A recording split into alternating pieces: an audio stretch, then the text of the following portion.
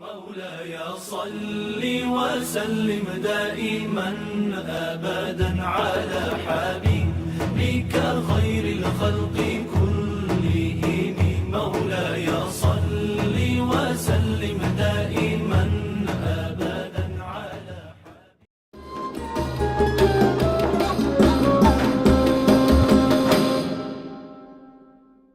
Assalamualaikum warahmatullahi wabarakatuh.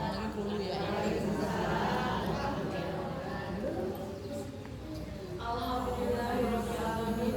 Wassalatu wassalamu ala asyrofil anbiya'i wal mursalin wa ala alihi washabbihi ajmain. Yang terhormat kepada Bapak Ustadz Fahrudin dan juga Ibu Ketua Majelis Taklim atau Ibu Tarsi dan yang telah mengizinkan saya untuk menyampaikan sepatah dua kata dalam pengajian di siang hari ini, serta ibu-ibu yang hadir di sini yang namanya tidak dapat saya sebutkan satu persatu, yang insya Allah selalu dalam melindungi kalian semua. Amin. Perkenalkan, nama saya Nifah Haidul Fadilah, Ibu. Di sini saya ingin membahas atau menjelaskan mengenai fastabiqul khairat, yang dimana di dalam Al-Quran itu, tepatnya dalam surah Al-Baqarah ayat 148, ada sepenggal kalimat, yaitu fastabiqul khairat, yang memiliki makna bersegera dan berlomba-lomba dalam kebaikan. Kebaikan yang dimaksud itu, ibu-ibu, adalah perbuatan yang menunjukkan sikap dan taat, patuh dalam menjalankan setiap perintah, serta menjauhi larangan-larangan Allah Subhanahu wa Ta'ala. Ibu-ibu, yang dimana perbuatan tersebut yang akan kita lakukan, kita melakukannya dengan senantiasa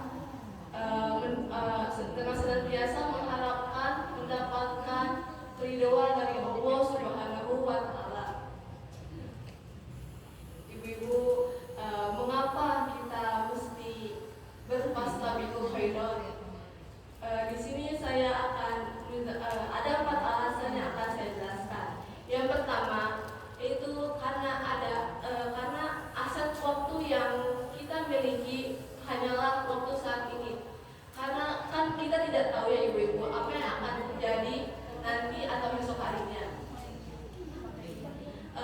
Dalam hadis riwayat At-Tirmidzi dari sahabat Abdullah bin Abbas, Rasulullah SAW mengingatkan kita, yaitu ada 2 kenikmatan yang kebanyakan orang lalai di dalamnya.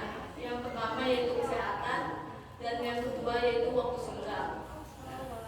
Seperti dilihat, mungkin masih banyak orang yang lalai dalam melakukan sesuatu, padahal mereka masih diberikan kesehatan dan masih banyak memiliki waktu.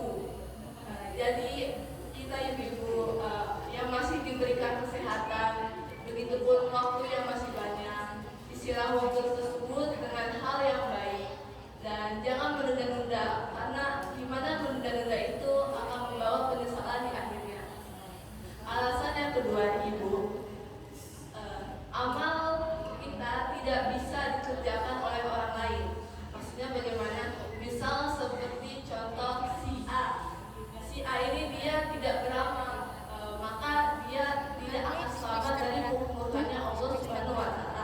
Hanya karena amal perbuatannya si B yang mungkin masih memiliki ikatan dengan si A. Belum 2 tahun. Jadi kan masing-masing orang itu akan datang kepada Allah Subhanahu wa Ta'ala dengan amal perbuatannya yang dikerjakannya di dunia.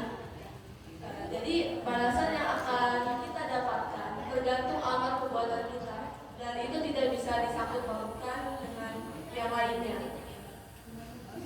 Lalu yang ketiga itu adalah kemuliaan dan keridhaan dari Allah Subhanahu wa Ta'ala, itu ada pada ketaatan.